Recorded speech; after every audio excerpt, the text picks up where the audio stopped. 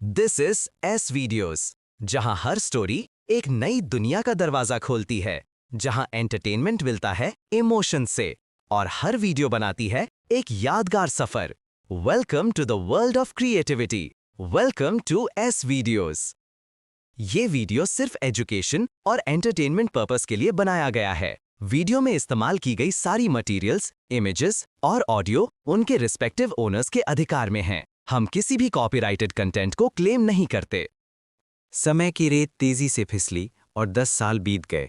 वाराणसी का वो छोटा सा बच्चा विक्रम अब 17 साल का एक ओजस्वी और शक्तिशाली किशोर बन चुका था।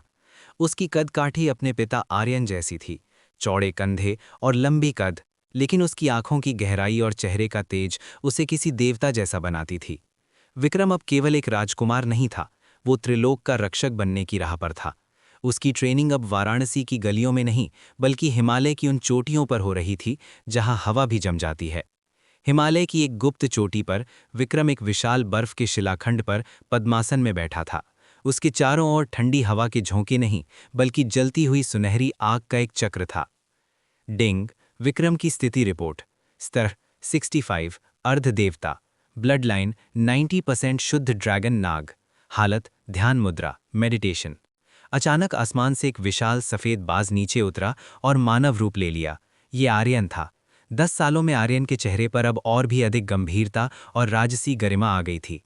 विक्रम, ध्यान तोड़ो, आज तुम्हारी आखिरी परीक्षा का दिन है, आर्यन ने कहा। विक्रम ने आंखें खोली, उसकी पुतलियां क्षण भर के लिए सुनहरी लौ की तरह चमकी और फिर सामान्य हो गईं। पिताजी, क्या माँ भी आ रही हैं? तभी बादलों को चीरते हुए एक शानदार नीली रोशनी नीचे उतरी। तक्षवी अपने ड्रैगन रूप से वापस इंसानी रूप में आई। वो अभी भी वैसी ही खूबसूरत थी। समय ने उसकी आभा को और भी निखार दिया था। तुम्हारी माँ तुम्हें अकेले कैसे छोड़ सकती है विक्रम? आर्यन ने अपना हाथ हवा में लहराया और बर्फ के बीच से एक प्राचीन मंदिर का ढांचा उभर आया। विक्रम, आज तुम्हें इस मंदिर के भीतर जाना होगा और रुद्र हृदय को छूना होगा। यदि तुम सफल रहे तो तुम्हें वो अस्त्र मिलेगा जो केवल एक सच्चे रक्षक के पास होता है। तक्षवी ने विक्रम के गले में पहनी हुई वो तुलसी की माला ठीक की जो नारद मुनि ने दी थी। सावधान रहना बेटा, वहां केवल तुम्हारी ताकत की नहीं, तुम्हारी चरित्र की परीक्षा होगी। विक्रम मुस्कुराया और मंदिर के अंधेरे गर्भगृह में प्रवेश कर गया। जैसे ही वो अंदर पहुंचा, दीवारें हिलने लगी। उसके सामने उसके ही हमशक्ल प्रकट होने लगे। वे उसे उकसाने लगे। तुम क्यों दुनिया की रक्षा करना चाहते हो? तुम्हारे पास इतनी शक्ति है कि तुम तीनों लोगों पर राज कर सकते हो। अपने माता पिता के साए से बाहर निकलो। विक्रम रुका नहीं। उसने अपनी तलवार नहीं निकाली। उसने अपनी आंखें बंद की और अपनी माँ की दी हुई करुणा और पिता की दी हुई अनुशासन की शिक्षाओं को याद किया। शक्ति राज करने के लिए नहीं, न्याय करने के लिए होती है, विक्रम ने शांत स्वर में कहा। अचानक सारी परछाइयां गायब हो गईं और उसके सामने एक दिव्य त्रिशूल चमकने लगा। स्वर्ण नाग त्रिशूल। जैसे ही विक्रम ने उसे पकड़ा, हिमालय की चोटियों पर बिजली कड़की और उसकी पीठ से दो विशाल सुनहरे पंख बाहर निकल आए। तभी सिस्टम ने आर्यन के दिमाग में एक खतरनाक चेतावनी दी। चेतावनी, चेतावनी। अज्ञात ऊर्जा तरंगे भारत की समुद्री सीमाओं को पार कर रही हैं। पहचान, पश्चिमी ड्रैगन कबीले, द वेस्टर्न ड्रैगन क्लैंस। उद्देश्य, भारत के प्राचीन ड्रैगन ब्लड लाइन को नष्ट करना और मणियों पर कब्जा करना। आर्यन और तक्षवी ने एक दूसरे की ओर देखा। आर्यन ने तुरंत नागलोक की सेना को सतर्क कर दिया। लगता है दुनिया अब हमारे गुप्त अस्तित्व को और बर्दाश्त नहीं कर पा रही, आर्यन ने गुस्से में कहा। आसमान में काले बादल छा गए और दूर से बड़े बड़े पंख वाले काले ड्रैगन्स उड़ते हुए दिखाई दिए। ये वे ड्रैगन्स थे जिन्हें सदियों पहले यूरोप और अन्य देशों की लोक कथाओं में सुना जाता था। वे अब भारत की ओर बढ़ रहे थे, क्योंकि उन्हें विक्रम के जन्म और उसकी बढ़ती शक्ति का एहसास हो गया था। विक्रम मंदिर से बाहर आया। उसके हाथ में नया त्रिशूल था और उसके चेहरे पर एक योद्धा की चमक थी। पिताजी, माँ, क्या ये हमारे रिश्तेदार हैं? तक्षवी ने अपनी आंखें सिकोड़ी। नहीं विक्रम, ये वे हैं जिन्होंने ड्रैगन की मर्यादा को भुला गया है। ये केवल विनाश जानते हैं। सैकड़ों पश्चिमी ड्रैगन्स ने हिमालय की चोटियों को घेर लिया।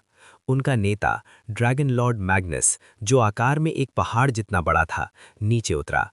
उसकी आवाज से बर्फ के पहाड़ टूटने लगे। नाग सम्राट आर्यन, अपनी पत्नी और उस हाइब्रिड बच्चे को हमें सौंप दो। एक इंसान का खून हमारे महान ड्रैगन वंश को अपवित्र कर रहा है। मैग्नस चिल्लाया। आर्यन आगे बढ़ा। उसने अपनी इंद्र शक्ति को सक्रिय किया और उसका शरीर बिजली की तरह चमकने लगा। अपवित्र वो नहीं जो प्यार करे, बल्कि वो है जो नफरत फैलाए। अगर तुम्हें मेरा बेटा चाहिए तो पहले उसके पिता से लड़ना होगा। लेकिन विक्रम ने अपने पिता का हाथ पकड़ लिया। नहीं पिताजी, आज मुझे अपनी ट्रेनिंग साबित करने दीजिए। आप और माँ इन छोटे ड्रैगन्स को संभालिए। इस मैग्नस से मैं निपटूंगा। तक्षवी की आंखों में गर्व के आंसू थे। जाओ विक्रम, दुनिया को दिखा दो कि भारतीय ड्रैगन की शक्ति क्या है। विक्रम ने आसमान की ओर छलांग लगाई। उसने हवा में ही अपना पूर्ण रूप धारण किया। वो एक विशाल सुनहरे ड्रैगन में बदल गया, जिसकी गर्दन के चारों ओर नागों जैसा फन था। आसमान में दो विशाल शक्तियों की टक्कर हुई। एक तरफ काला अंधकार था और दूसरी तरफ सुनहरा सूर्य जैसा तेज। आर्यन और तक्षवी भी पीछे नहीं रहे। आर्यन ने अपनी नाग सेना को आसमान में बुलाया। हजारों नाग योद्धा उड़ते हुए विमानों और जादुई अस्त्रों के साथ प्रकट हुए। तक्षवी ने अपने मुंह से नीली आग की बारिश कर दी, जिससे दुश्मन ड्रैगन्स के पंख चलने लगे। आर्यन ने मैग्नस के साथ लड़ रहे विक्रम को देखा। मैग्नस अपनी काली आग से विक्रम को दबाने की कोशिश कर रहा था। आर्यन ने अपनी सिस्टम पॉइंट्स का इस्तेमाल किया। सिस्टम कमांड, पिता पुत्र लिंक अक्रिय। आर्यन की 50% ऊर्जा विक्रम को हस्तांतरित हो रही है। विक्रम को अचानक महसूस हुआ कि उसके अंदर उसके पिता का इंद्र तेज और रुद्र शक्ति समा रही है। उसका सुनहरा रंग अब सफेद नीली बिजली के साथ चमकने लगा। उसने अपने त्रिशूल से मैग्नस की छाती पर वार किया। ये मेरे परिवार की ओर आंख उठाने के लिए। मैग्नस की चीख पूरे हिमालय में गूंज उठी। वो घायल होकर नीचे की खाई में गिर गया। बाकी दुश्मन ड्रैगन्स अपने नेता को हारते देख डर के मारे भाग खड़े हुए। जब युद्ध खत्म हुआ, हिमालय की चोटियां फिर से शांत थीं। विक्रम वापस इंसान के रूप में आया और थककर बर्फ पर बैठ गया। आर्यन और तक्षवी उसके पास आए और उसे बाहों में भर लिया। तुमने कर दिखाया विक्रम, आर्यन ने उसे शाबाशी दी। तक्षवी ने विक्रम के चेहरे से धूल पोंछी। आज तुमने साबित कर दिया कि तुम केवल हमारे बेटे नहीं, बल्कि इस धरती के रक्षक हो। विक्रम ने अपने माता पिता का हाथ पकड़ा। आज मुझे समझ आया कि असली शक्ति अकेले होने में नहीं, बल्कि साथ खड़े होने में है। पिताजी, माँ, अब मैं तैयार हूं। चाहे दुश्मन कहीं से भी आए, हम मिलकर लड़ेंगे। डिंग! सीजन 4 समाप्त। नया स्तर, विक्रम, त्रिलोक रक्षक। आगामी चुनौती, समुद्र के पार की गुप्त दुनिया और विक्रम की पहली प्रेम कहानी। हिमालय की चोटियों पर युद्ध की अग्नि शांत हो चुकी थी, लेकिन उसकी तपिश अभी भी हवाओं में महसूस की जा सकती थी।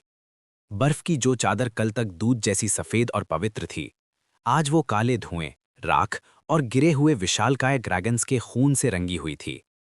हवा में ओजोन और गंधक की एक तीखी गंध घुली हुई थी, जो बिजली के कड़कने और ड्रैगन की आग के मिलन से पैदा हुई थी। आर्यन एक ऊंचे पत्थर पर बैठा हुआ था। उसकी सांसें अभी भी कुछ उखड़ी हुई थीं। उसने अपने फटे हुए कोट की आस्तीन से माथे का पसीना पोंछा। उसके सामने उसका बेटा विक्रम खड़ा था, जो अब एक योद्धा बन चुका था। आर्यन ने विक्रम को देखते हुए मन ही मन सोचा, क्या मैंने इसे बहुत जल्दी इस आग में झोंक दिया? क्या 17 साल की उम्र दुनिया का बोझ उठाने के लिए काफी है? तभी तक्षवी उसके पास आई। उसके नीले बाल हवा में लहरा रहे थे और उसकी आंखों में अभी भी वो नागिन वाली चमक बाकी थी जो युद्ध के दौरान उभरती है। उसने अपना कोमल हाथ आर्यन के कंधे पर रखा। आर्यन, आप क्या सोच रहे हैं? विजय तो हमारी हुई है, फिर भी आपका चेहरा बुझा हुआ क्यों है? तक्षवी ने धीमी लेकिन गंभीर आवाज में पूछा। आर्यन ने गहरी सांस ली और आसमान की ओर देखा, जहां अब सितारे चमकने लगे थे। तक्षवी, विजय तो मिल गई, पर इसकी कीमत क्या होगी? आज हमने उन ड्रैगन्स को हराया जो समुद्र पार से आए थे। इसका मतलब है कि अब दुनिया को पता चल गया है कि भारत के पास एक ऐसी शक्ति है जो उनके साम्राज्य को चुनौती दे सकती है। अब वे शांत नहीं बैठेंगे, वे जासूस भेजेंगे, वे कूटनीति करेंगे और शायद वे हमारे अपनों को ही हमारे खिलाफ भड़काएंगे। डिंग! System update. आर्यन की चेतना का विस्तार हो रहा है। नया कौशल प्राप्त। भविष्य दृष्टि का अंश। Fragment of premonition. विवरण: आप आने वाले संकटों को सपनों या धुंधली तस्वीरों के रूप में देख पाएंगे। अचानक आर्यन के दिमाग में एक तस्वीर कौंधी। एक विशाल काला समुद्र जिसके बीचों बीच एक टापू है और उस टापू पर एक ऐसी लड़की खड़ी है जिसके बाल चांदी जैसे सफेद हैं और उसकी आंखों में समुद्र की गहराई जैसी नीलिमा है। अगले दिन सूरज की पहली किरण के साथ विक्रम ने युद्ध स्थल का निरीक्षण करना शुरू किया। वो ये देखना चाहता था कि मैग्नस के पीछे कुछ सुराग छूटे हैं। जैसे ही वो उस जगह पहुंचा जहां मैग्नस का रथ गिरा था, उसे बर्फ के नीचे कुछ चमकता हुआ दिखाई दिया। उसने झुककर बर्फ हटाई तो वहां एक अजीब सा तावीज पड़ा था। वो सोने का बना था, लेकिन उस पर नीलम के पत्थर जड़े थे जो अंदर से धड़क रहे थे, जैसे उनमें कोई जीवित हृदय हो। जैसे ही विक्रम ने उसे छुआ, उसके दिमाग में एक बिजली सी कौंधी और उसे हजारों मील दूर समुद्र की लहरों की आवाज सुनाई दी। माँ, पिताजी, इधर आइए। विक्रम ने जोर से आवाज लगाई। आर्यन और तक्षरी तुरंत वहां पहुंचे। आर्यन ने उस तावीज को देखते ही पहचान लिया कि ये कोई साधारण आभूषण नहीं है। ये अटलांटिस की प्राचीन मोहर जैसा लग रहा है। आर्यन ने फुसफुसाते हुए कहा, मैंने सिस्टम की लाइब्रेरी में इसके बारे में पढ़ा था। हजारों साल पहले जब नागलोक और स्वर्ग का निर्माण हो रहा था, तब समुद्र की गहराइयों में एक तीसरा लोक भी था, सिंधुलोक। वहां के निवासी समुद्र के ड्रैगन्स और इंसानों का मिश्रण थे। तक्षवी ने अपनी आंखें सिकोड़ी। लेकिन सिंधुलोक तो सदियों पहले नष्ट हो गया था। कहा जाता है कि उन्होंने देवताओं को चुनौती दी थी और क्रोध में आकर वरुण देव ने पूरे साम्राज्य को समुद्र में डुबो दिया था। विक्रम ने उस तावीज को अपने हथेली पर रखा। अगर ये नष्ट हो गया था तो ये मैग्नस के पास क्या कर रहा था, और मुझे ऐसा क्यों महसूस हो रहा है कि ये मुझे कहीं बुला रहा है। तभी तावीज से एक नीली रोशनी निकली और हवा में एक नक्शे जैसा ढांचा बन गया। वो नक्शा भारत के दक्षिणी छोर यानी कन्याकुमारी से भी आगे हिंद महासागर की गहराइयों की ओर इशारा कर रहा था। डिंग, नया मुख्य मिशन, लुप्त साम्राज्य की खोज। लक्ष्य, कन्याकुमारी की समुद्री गुफाओं तक पहुंचे और सिंधुलोक का द्वार खोलें। इनाम, वरुण का अस्त्र और विक्रम की असली शक्तियों का पूर्ण जागरण। आर्यन ने तक्षवी की ओर देखा। लगता है वाराणसी वापस जाने का समय अभी नहीं आया है। विक्रम की नियति उसे समुद्र की ओर खींच रही है। तक्षवी कुछ पल खामोश रही, फिर उसने विक्रम के कंधे पर हाथ रखा। एक माँ का दिल हमेशा डरता है, पर एक साम्राज्ञी जानती है कि शेर के बच्चे को जंगल में छोड़ना ही उसे राजा बनाने के लिए होता है। हम चलेंगे विक्रम, हम देखेंगे कि समुद्र के नीचे क्या राज छिपे हैं। वाराणसी लौटने पर शहर के लोगों ने अपने रक्षक का स्वागत पलक पावड़े बिछाकर किया। गलियों में ढोल नगाड़े बज रहे थे और घाटों पर विक्रम के नाम की आरती उतारी जा रही थी। लेकिन राजमहल के भीतर का माहौल तनावपूर्ण था। भारत सरकार के विशेष दूत और सेना के बड़े अधिकारी आर्यन से मिलने आए थे। सम्राट आर्यन, मुख्य सचिव ने गंभीर स्वर में कहा, हिमालय की घटना के बाद अंतर्राष्ट्रीय स्तर पर खलबली मच गई है। अमेरिका, रूस और चीन जानना चाहते हैं कि भारत के पास कौन सी सुपर ह्यूमन ताकत है। वे हम पर दबाव डाल रहे हैं कि हम आपको और आपकी पत्नी को एक अंतर्राष्ट्रीय जांच कमेटी के सामने पेश करें। आर्यन ने चाय का घूंट भरा और शांति से मुस्कुराया। सचिव जी, आप उन्हें मेरा एक संदेश दे दीजिए। भारत की भूमि पर जो भी अतिथि बनकर आएगा उसका सम्मान होगा, लेकिन जो हमारी संप्रभुता और हमारे दिव्य रक्षकों की जांच करने आएगा, उसे हिमालय की उन बर्फीली कब्रों को याद कर लेना चाहिए जहां उनके ड्रैगन्स आज भी दबे पड़े हैं। सचिव ने पसीना पोंछा। पर सर, वे प्रतिबंध यानी सैंक्शंस लगाने की धमकी दे रहे हैं। आर्यन खड़ा हो गया। उसके व्यक्तित्व से एक ऐसी ऊर्जा निकली कि कमरे के पंखे तक रुक गए। उन्हें बता दीजिए कि नागलोक की मणियां और ड्रैगन का खजाना इतना है कि भारत को किसी और की मुद्रा की जरूरत नहीं पड़ेगी। हम अपनी रक्षा खुद कर सकते हैं। जब अधिकारी चले गए, तक्षवी अंदर आई। आपने उन्हें बहुत कड़ा जवाब दिया आर्यन। जरूरी था तक्षवी। अगर हम आज कमजोर पड़ते तो वे कल हमारे घर में घुसकर विक्रम पर रिसर्च करना चाहते। अब हमें जल्दी ही निकलना होगा। विक्रम अपनी पैकिंग कर रहा है, पर वह उदास है। उसे अपने दोस्तों और इस शहर से लगाव है। आर्यन विक्रम के कमरे में गया। विक्रम अपनी खिड़की से गंगा को देख रहा था। पिताजी, क्या हम कभी एक साधारण परिवार की तरह रह पाएंगे, बिना किसी युद्ध के, बिना किसी मिशन के? आर्यन ने उसके सिर पर हाथ रखा। विक्रम, असाधारण लोगों के भाग्य में शांति नहीं, बल्कि शांति की स्थापना करना लिखा होता है। जब तक दुनिया में अंधेरा है, चिराग को जलना ही पड़ेगा।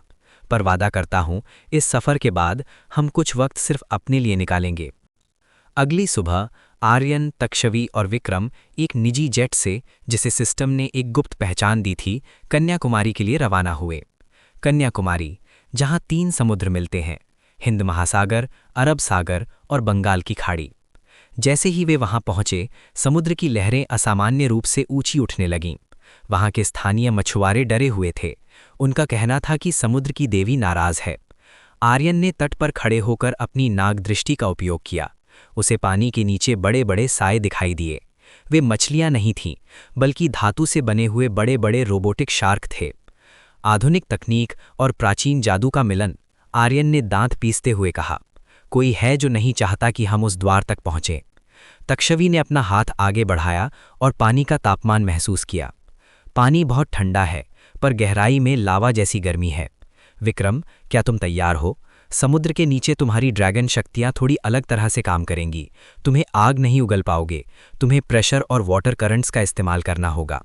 विक्रम ने अपना त्रिशूल निकाला। मैं तैयार हूं माँ। पिताजी, आप और माँ ऊपर से कवर दीजिए, मैं नीचे जाकर द्वार का पता लगाता हूं। विक्रम ने समुद्र में छलांग लगाई। जैसे ही उसने पानी को छुआ, उसके पैर एक विशाल सुनहरी पूंछ में बदलने लगे और उसकी गर्दन पर गलफड़े उभर आए। वह बिजली की गति से गहराई में उतर गया। पीछे तट पर आर्यन और तक्षवी ने देखा कि आसमान से दर्जनों विदेशी ड्रोन उनकी ओर बढ़ रहे थे। लगता है मेहमान आ गए हैं। आर्यन ने अपनी तलवार मयान से निकालते हुए कहा, तक्षवी, इन्हें दिखाओ कि बनारस की शाम कितनी गर्म हो सकती है। तक्षवी ने एक भयानक गर्जना की और उसका आधा शरीर नागिन के रूप में बदल गया। आज कन्याकुमारी का पानी इन घुसपैठियों के खून से लाल होगा। कन्याकुमारी के तट पर लहरें किसी घायल शेर की तरह गरज रही थीं। तट पर खड़े आर्यन और तक्षवी की नजरें आसमान और समुद्र के बीच बटी हुई थीं। आसमान में विदेशी ड्रोन्स का झुंड मंडरा रहा था, जो कि पश्चिम की किसी गुप्त तकनीकी संस्था प्रोजेक्ट लिव्याथन के थे। लेकिन उनकी असली चिंता पानी के नीचे थी, जहां विक्रम अकेला उतर चुका था। समुद्र के नीचे का दृश्य। विक्रम जैसे जैसे गहराई में जा रहा था, सूरज की रोशनी धुंधली होती जा रही थी। पानी का दबाव उसके सीने पर किसी भारी पत्थर की तरह महसूस हो रहा था, लेकिन उसके अंदर बहने वाला ड्रैगन का खून उसे इस दबाव को सहने की ताकत दे रहा था।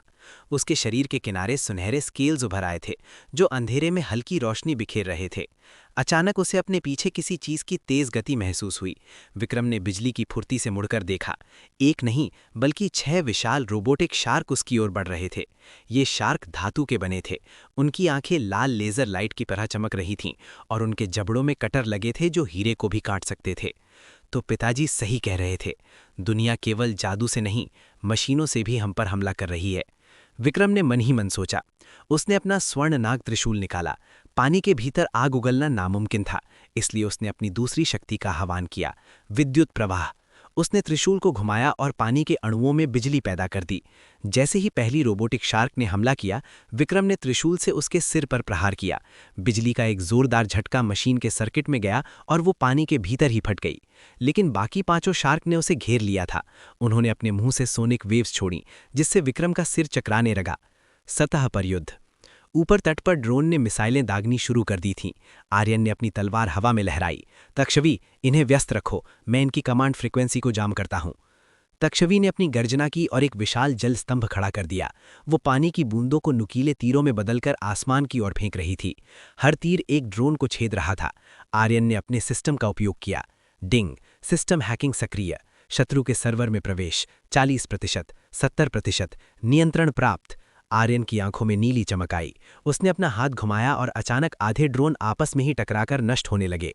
तुम्हारी तकनीक अच्छी है, पर मेरे सिस्टम के सामने ये खिलौना है, आर्यन ने दांत पीसते हुए कहा। लेकिन तभी समुद्र के बीच से एक बहुत बड़ा जहाज उभरा। उस पर एक विशाल गन लगी थी, जो सीधे विक्रम की दिशा में निशाना साध रही थी। तक्षवी, वो विक्रम को निशाना बना रहे हैं। विक्रम ने नीचे गहराई में उस जहाज की हलचल महसूस की। ऊपर से एक डेप्थ चार्ज उसकी ओर फेंका गया था। यदि वो बम फटता तो पूरे इलाके का समुद्री जीवन तबाह हो जाता। मैं इसे फटने नहीं दे सकता, विक्रम चिल्लाया। उसने अपनी पूरी शक्ति से पानी के करंट को मोड़ा और एक भंवर पैदा किया। उस भंवर ने बम को पकड़ लिया और उसे वापस सतह की ओर उछाल दिया। बम जहाज के पास जाकर फटा, जिससे जहाज डगमगा गया। इसी उथल पुथल के बीच विक्रम की नज़र उस प्राचीन तावीज़ पर पड़ी जो उसके गले में लटका था। वो तेजी से धड़क रहा था। सामने एक विशाल समुद्री पहाड़ था, जिस पर समुद्री काई और मूंगे जमे हुए थे। तावीज़ की रोशनी ने उस पहाड़ पर एक खास जगह को चिन्हित किया। विक्रम वहां पहुंचा। उसने देखा कि वहां एक हाथ की छाप बनी हुई है।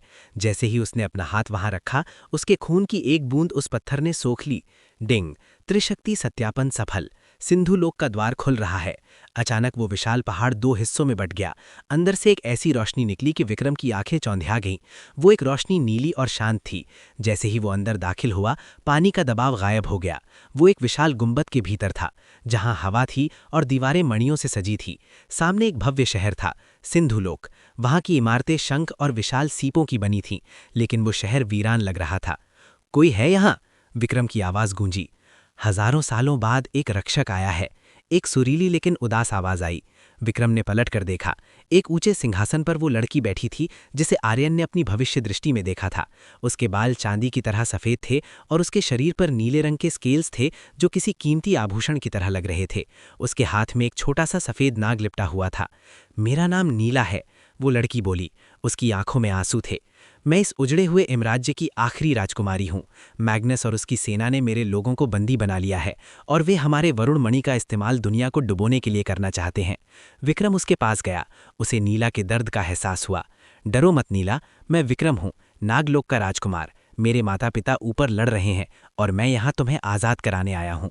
नीला ने विक्रम का हाथ पकड़ा। जैसे ही उनके हाथ मिले, एक जोरदार बिजली कड़की। विक्रम को महसूस हुआ कि उसकी शक्तियाँ एक नए स्तर पर पहुँच गई हैं। डिंग, नया बॉन्ड स्थापित, सागर और भूमि का मिलन।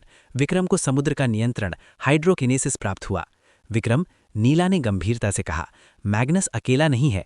उसने पश्चिमी तकनीक की मदद से एक मैकेनिकल क्रैकन बनाया है जो अभी सक्रिय होने वाला है। अगर वो जाग गया तो वो पूरे भारत के तटों को निगल जाएगा। विक्रम की मुट्ठी भिंच गई। तो चलिए उस राक्षस को वापस कबाड़ में बदलते हैं। तभी गुंबद की दीवारें कांपने लगीं। मैग्नस का वो विशाल यांत्रिक राक्षस गुंबद को तोड़कर अंदर घुसने की कोशिश कर रहा था। विक्रम ने अपनी तलवार निकाली और नीला की आंखों में देखते हुए बोला, माँ और पिताजी ऊपर का मोर्चा संभाल रहे हैं, अब नीचे की बारी हमारी है। सिंधु लोक का वो विशाल पारदर्शी गुंबद जो हजारों सालों से समुद्र के भयानक दबाव को झेले हुए था, आज थर थर कांप रहा था। गुंबद के बाहर अंधेरे पानी में एक डरावनी आकृति उभर रही थी। ये मैकेनिकल क्रैकन था, एक ऐसा दैत्य जिसे पश्चिमी तकनीक और प्राचीन नर्क टार्टरस की काली शक्तियों से मिलाकर बनाया गया था। इसकी 8 विशाल भुजाएं शुद्ध कार्बन स्टील की बनी थीं, जिन पर हजारों छोटे छोटे लेजर लगे थे। विक्रम, पीछे हटो, नीला चिल्लाई। उसने अपना हाथ हवा में लहराया और महल की नीलम मणियों से एक सुरक्षा कवच बनाने की कोशिश की। इसकी धातु में एंटी मैजिक यानी जादू विरोधी परत चढ़ी है। मेरा जादू इसे छूते ही बेअसर हो रहा है। विक्रम ने अपने स्वर्णनाग त्रिशूल को कसकर पकड़ा। उसकी आंखों में वो निडरता थी जो उसे उसके पिता आर्यन से विरासत में मिली थी। अगर जादू काम नहीं करेगा नीला, तो हम इसे अपनी मेहनत और शक्ति से तोड़ेंगे। मेरी माँ कहती है कि हर मशीन का एक कमजोर बिंदु होता है। डिंग, सिस्टम स्कैन सक्रिय। शत्रु की पहचान, टाइटन क्रैकन। कमजोरी, क्रैकन के मुख्य धड़ के पीछे स्थित एनर्जी कोर। खतरा, यदि ये गुंबद टूटा तो सिंधु लोक का नामो निशान मिट जाएगा। क्रैकन की एक विशाल धातु की भुजा गुंबद से टकराई। कड़कड़, कांच जैसी दीवार में दरारें पड़ने लगी। नीला का चेहरा पीला पड़ गया। अगर पानी अंदर आ गया तो मेरे लोग जो अभी भी मूर्छित अवस्था में हैं, वे कभी नहीं जागेंगे। विक्रम ने लंबी छलांग लगाई। वो तैरते हुए नहीं बल्कि पानी के भीतर अपनी हाइड्रोकाइनेसिस शक्ति का उपयोग कर एक रॉकेट की तरह उड़ा। उसने त्रिशूल से क्रैकन की एक भुजा पर प्रहार किया। धाहें, धातु और बिजली की टक्कर से पानी के भीतर एक रोशनी का विस्फोट हुआ। क्रैकन की वो भुजा कुछ देर के लिए सुन्न हो गई, लेकिन उसने अपनी दूसरी 7 भुजाओं से विक्रम को घेर लिया। विक्रम, बाईं तरफ, नीला चिल्लाई। उसने अपनी जादुई आवाज का उपयोग किया। ये एक सोनिक ब्लास्ट था। उसकी आवाज ने पानी में ऐसी लहरें पैदा की कि क्रैकन का संतुलन बिगड़ गया। विक्रम ने इस मौके का फायदा उठाया। वो क्रैकन के धड़ के पीछे पहुंच गया। वहां एक बड़ी नीली रोशनी चमक रही थी। उसका कोर, यही है। जैसे ही विक्रम वार करने वाला था, क्रैकन से एक भारी आवाज गूंजी। ये मैग्नस की रिकॉर्ड की हुई आवाज थी। नागपुत्र, तुम बहुत भोले हो। क्या तुम्हें लगा कि हम बिना तैयारी के आएंगे? इस कोर के अंदर सिंधु लोक के राजा का प्राणंश है। अगर तुम इसे तोड़ोगे तो नीला के पिता हमेशा के लिए मर जाएंगे। विक्रम का हाथ हवा में रुक गया। नीला ये सुनकर कांप उठी। नहीं पिताजी, विक्रम मत करना, वो मेरे पिता को मार देगा। विक्रम धर्म संकट में फंस गया। एक तरफ पूरे साम्राज्य का अस्तित्व था और दूसरी तरफ नीला के पिता की जान। तभी उसके दिमाग में उसके पिता आर्यन की एक बात गूंजी। बेटा, कभी कभी दुश्मन तुम्हें ऐसे विकल्प देगा जहां दोनों रास्ते गलत लगे, तब तुम्हें तीसरा रास्ता खुद बनाना होगा। विक्रम ने मुस्कुराते हुए नीला की ओर देखा। नीला, अपनी पूरी शक्ति से इसके पैर के पास भंवर बनाओ। मैं इसके कोर को तोड़ूंगा नहीं, बल्कि इसे रीबूट करूंगा।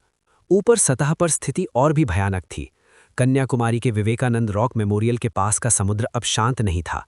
विदेशी वॉरशिप्स की एक पूरी कतार क्षितिज पर दिखाई दे रही थी। प्रोजेक्ट लेवियाथन के कमांडर एरिक ने अपने जहाज से एक नया हथियार सक्रिय किया था, नागा सप्रेसर सोनिक गन। इस हथियार से एक विशेष फ्रीक्वेंसी निकल रही थी जो सीधे नागों के नर्वस सिस्टम पर हमला कर रही थी। तक्षिवी, जो अपनी आधी नागिन देह में थी, अचानक दर्द से कराह उठी। उसका नियंत्रण अपनी शक्तियों से छूटने लगा और वो लड़खड़ाकर घुटनों पर आ गई। आर्यन चिल्लाई। उसने उसे सहारा दिया, लेकिन वो खुद भी उस आवाज़ से असहज महसूस कर रहा था। उसके सिस्टम में लाल बत्तियां जल रही थी। चेतावनी, अत्यधिक सोनिक प्रदूषण, शारीरिक क्षमता 40% कम हो गई है। सुझाव, साइलेंस जोन सक्रिय करें। आर्यन, मेरी बात सुनो, हांफते हुए तक्षिवी ने कहा। वे केवल हमला नहीं कर रहे हैं, वे विक्रम की ऊर्जा को ट्रैक कर रहे हैं। वे जानते हैं कि वो नीचे है। वे उस जहाज से समुद्र के नीचे एक बहुत बड़ा केबल डाल रहे हैं। वे वरुण मणि की शक्ति को सीधे ऊपर खींचना चाहते हैं। आर्यन ने सर उठाया। उसकी आंखों में अब वो शांत चमक नहीं, बल्कि इंद्र का प्रलय था। उन्होंने मेरी पत्नी को दर्द दिया है और अब वे मेरे बेटे के पीछे हैं। तक्षिवी, अपनी आंखें बंद करो और मेरे कवच के भीतर छुप जाओ। आर्यन खड़ा हुआ। उसने अपनी तलवार गरुण अस्त्र को जमीन पर गाड़ दिया। सिस्टम, मेरी सारी जमा की हुई कर्मा पॉइंट्स को खर्च करो। मुझे महाविनाश मोड चाहिए। डिंग, कर्मा पॉइंट्स 10 लाख खर्च किए गए। अनलॉक, रुद्र अवतार इलेक्ट्रॉनिक फॉर्म। अचानक आर्यन का पूरा शरीर शुद्ध नीली बिजली में बदल गया। वो अब एक हार्ड मास का इंसान नहीं, बल्कि एक डिजिटल गॉड जैसा लग रहा था। उसने हवा में हाथ लहराया और समुद्र के बीचों बीच खड़े उस मुख्य विध्वंसक जहाज के सारे इलेक्ट्रॉनिक्स जलने लगे। कमांडर एरिक के कंट्रोल रूम में धमाके होने लगे। ये क्या हो रहा है? वो इंसान है या कोई कंप्यूटर वायरस? एरिक चिल्लाया। मैं वो वायरस हूं जो तुम्हारी लालच को खत्म करने आया हूं। आर्यन की आवाज़ सीधे उनके लाउडस्पीकर से गूंजी। आर्यन ने एक विशाल छलांग लगाई और सीधे उस जहाज के डेक पर उतरा। वहां तैनात रोबोटिक सैनिकों ने उस पर गोलियां चलाईं, लेकिन गोलियां आर्यन के बिजली के शरीर के आर पार निकल गईं। आर्यन ने अपना हाथ जहाज के फर्श पर रखा। पूरी धातु की बॉडी में करंट दौड़ गया। सैनिक वहीं ढेर हो गए। लेकिन तभी समुद्र से एक बहुत बड़ा केबल ऊपर आया। वो केबल नीली रोशनी से चमक रहा था। नहीं, उन्होंने वरुण मणि को सक्रिय कर दिया है। आर्यन ने महसूस किया कि नीचे विक्रम खतरे में है। उधर नीचे सिंधु लोक में क्रैकन ने अपनी पकड़ ढीली नहीं की थी। नीला ने भंवर बनाया था, लेकिन क्रैकन की शक्ति बढ़ती जा रही थी क्योंकि ऊपर से केबल उसे पावर दे रहा था। विक्रम ने देखा कि नीला के पिता की आत्मा उस कोर के भीतर तड़प रही है। उसने अपना त्रिशूल पीछे की तरफ घुमाया और अपने पिता को टेलीपैथिक संदेश भेजा। पिताजी, ऊपर का केबल काटिए, वे नीला के पिता की ऊर्जा का उपयोग कर रहे हैं। आर्यन ने जैसे ही विक्रम का संदेश सुना, उसने अपनी पूरी शक्ति एक बिंदु पर केंद्रित की। गरुणास्त्र, ब्रह्मांड की गति से वार करो। उसने वो विशाल केबल एक ही झटके में काट दिया। नीचे जैसे ही पावर कट हुई, क्रैकन का सिस्टम फेल होने लगा। विक्रम ने उस मौके को पकड़ा। उसने त्रिशूल के पिछले हिस्से से कोर पर एक खास कोमल प्रहार किया, जो केवल नागों की जीवन धारा विद्या से संभव था। कोर से नीला के पिता की आत्मा मुक्त हुई और एक नीले साय के रूप में नीला के पास चली गई। जैसे ही आत्मा मुक्त हुई, क्रैकन एक बेकार कबाड़ में बदल गया। तट पर आर्यन ने उस मुख्य विध्वंसक जहाज के 2 टुकड़े कर दिए थे। दुश्मन की सेना भागने लगी थी, लेकिन तभी आसमान में एक बहुत बड़ा पोर्टल खुला। उसमें से एक सुनहरी कुर्सी नीचे उतरी। उस पर बैठा व्यक्ति कोई और नहीं, मैग्नस का असली मालिक था, Arkan the dragon hunter. Aryan, तुमने मेरे खिलौने तोड़ दिए, लेकिन अब असली खेल शुरू होगा। तुमने वरुण मणि को जगा दिया है। अब पूरी दुनिया को जल प्रलय का सामना करना होगा। कन्याकुमारी के उस रक्तरंजित तट पर, जहां कुछ पल पहले विजय की उम्मीद जगी थी, अब मौत जैसी खामोशी छा गई थी। आसमान में खुला वो विशाल सुनहरा पोर्टल किसी जलते हुए सूरज की तरह लग रहा था। उसमें से जो ऊर्जा निकल रही थी, वो इतनी तीव्र थी कि समुद्र का पानी भाप बनकर उड़ने लगा था। पोर्टल के केंद्र से एक विशाल सिंहासन नीचे उतरा। उस पर बैठा व्यक्ति, आर्कन द ड्रैगन हंटर, किसी साधारण मनुष्य या नाग जैसा नहीं था। उसके शरीर पर चढ़ा हुआ कवच ड्रैगन की हड्डियों और स्वर्गीय धातु सेलेस्टियल मेटल से बना था। उसके हाथ में एक विशाल काला धनुष था, जिसकी प्रत्यंचा स्ट्रिंग बिजली की बनी थी। उसकी आंखें लाल नहीं, बल्कि ठंडी सफेद थीं, जिनमें दया का कोई स्थान नहीं था। आर्यन, आर्कन की आवाज गूंजी। ये आवाज गले से नहीं, बल्कि सीधे लोगों की आत्माओं से टकरा रही थी। एक साधारण मनुष्य होकर तुमने ब्रह्मांड के संतुलन को चुनौती दी है। तुमने उन मणियों को छेड़ा है जिन्हें देवताओं ने छिपा कर रखा था। वरुण मणि अब जाग चुकी है और वो तब तक शांत नहीं होगी जब तक कि वो पूरी पृथ्वी को अपनी आगोश में न ले ले। आर्यन, जो अभी भी रुद्र अवतार के नीले विद्युत रूप में था, आगे बढ़ा। उसका शरीर हवा में तैर रहा था।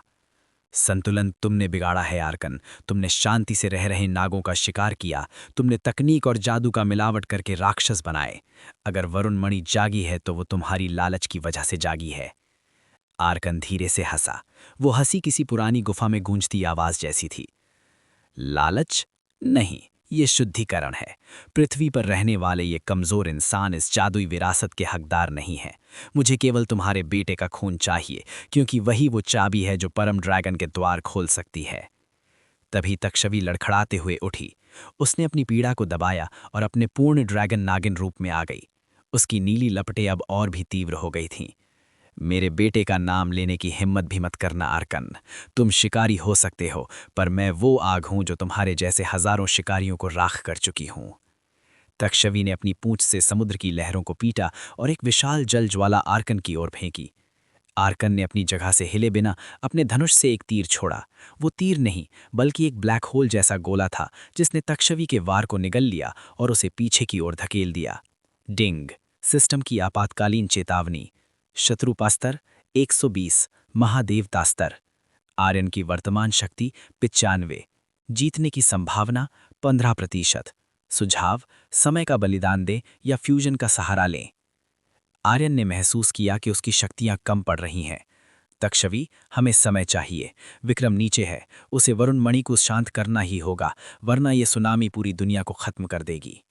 नीचे समुद्र के गहरे सन्नाटे में विक्रम ने ऊपर हो रहे धमाकों की गूंज सुनी। वो और नीला अब उस मुख्य चेंबर के सामने खड़े थे जहां वरुण मणि स्थापित थी। वो मणि किसी विशाल नीले हृदय की तरह धड़क रही थी और हर धड़कन के साथ समुद्र का स्तर 1 इंच ऊपर बढ़ रहा था। विक्रम, देखो, नीला ने इशारा किया। मणि से निकलने वाली नसें समुद्र में फैल रही हैं, ये सक्रिय हो चुकी है। अगर हमने इसे 10 मिनट के भीतर संतुलित नहीं किया तो पहली लहर कन्याकुमारी से टकराएगी और दक्षिण भारत का आधा हिस्सा डूब जाएगा। विक्रम ने अपने पिता के संघर्ष को महसूस किया। नीला, मुझे बताओ क्या करना है। क्या मैं अपनी बिजली से इसे शांत कर सकता हूँ? नहीं विक्रम, नीला चिल्लाई, बिजली से और भड़का देगी। इसे शांत करने के लिए अनंत करुणा और प्राचीन राग की जरूरत है। तुम्हें अपने ड्रैगन के दिल की धड़कन को इस मणि की धड़कन के साथ मिलाना होगा। ये बहुत खतरनाक है। अगर तुम असफल हुए तो मणि तुम्हारी आत्मा को सोख लेगी। विक्रम ने नीला की आंखों में देखा। उसे अपनी मां की ममता और पिता का अनुशासन याद आया। उसने अपनी तलवार मयान में रखी और मणि की ओर हाथ बढ़ाया। मैं तैयार हूं। अगर मैं इस धरती का राजकुमार हूं तो इसकी रक्षा करना मेरा पहला धर्म है। सतह पर आर्कन ने हमला तेज कर दिया था। उसने अपने धनुष से आकाश की ओर 7 तीर छोड़े। वो तीर बादलों में जाकर फट गए और उनमें से लोहे की बारिश होने लगी। हर बूंद एक छोटे खंजर जैसी थी जो पत्थर को भी काट सकती थी। आर्यन ने अपनी शक्तियों से एक विशाल गुंबद बनाया, लेकिन आर्कन के वार उस ढाल में दरारें डाल रहे थे।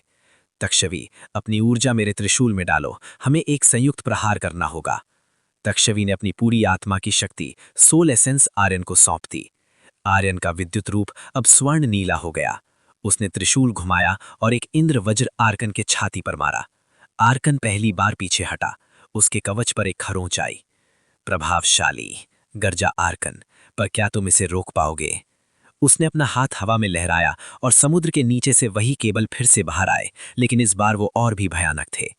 उन्होंने आर्यन को चारों तरफ से जकड़ना शुरू कर दिया। ये केबल आर्यन की सिस्टम शक्ति को ड्रेन कर रहे थे। चेतावनी, ऊर्जा स्तर 30%, 20%, सिस्टम शटडाउन का खतरा। उधर समुद्र के नीचे विक्रम ने वरुण मणि को छू लिया था। जैसे ही उसने मणि को छुआ, उसे हजारों सालों का इतिहास, चीखें और समुद्र का दर्द महसूस हुआ। उसका शरीर कांपने लगा। उसके मुंह से खून की एक बूंद मणि पर गिरी। विक्रम, डटे रहो। नीला उसके पीछे खड़ी होकर अपनी जादुई गायकी शुरू कर चुकी थी। उसकी आवाज से पानी में एक सुरीली शांति फैलने लगी थी। विक्रम ने अपनी आंखें बंद की। उसने खुद को एक विशाल नीले ड्रैगन के रूप में कल्पना की, जो पूरी पृथ्वी को अपनी बाहों में लपेटे हुए है। धीरे धीरे वरुण मणि की धड़कन और विक्रम के दिल की धड़कन एक होने लगी। जो नीली रोशनी पहले हिंसक थी, अब वो शांत होने लगी थी। डिंग, नया कौशल जागृत, वरुण का आशीर्वाद। विक्रम ने वरुण मणि को वश में कर लिया है। जैसे ही विक्रम ने मणि को शांत किया, सतह पर आर्कन के केबल अचानक टूट गए। आर्कन चौंक गया। क्या? एक बच्चे ने मेरी योजना विफल कर दी। आर्यन ने इस मौके को नहीं गवाया। उसे लगा कि अब उसके पास आखिरी मौका है। विक्रम समुद्र के नीचे से एक रॉकेट की तरह बाहर निकला।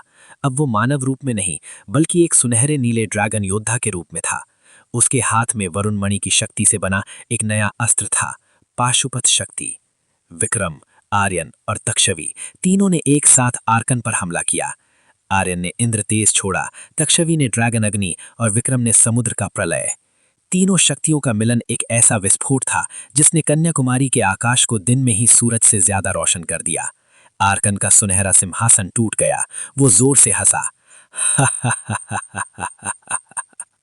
आज तुम जीत गए हो नाग परिवार, लेकिन तुमने उस द्वार को खोल दिया है जिसे बंद रखना चाहिए था। शून्य के सम्राट अब जाग चुके हैं, वो आ रहे हैं।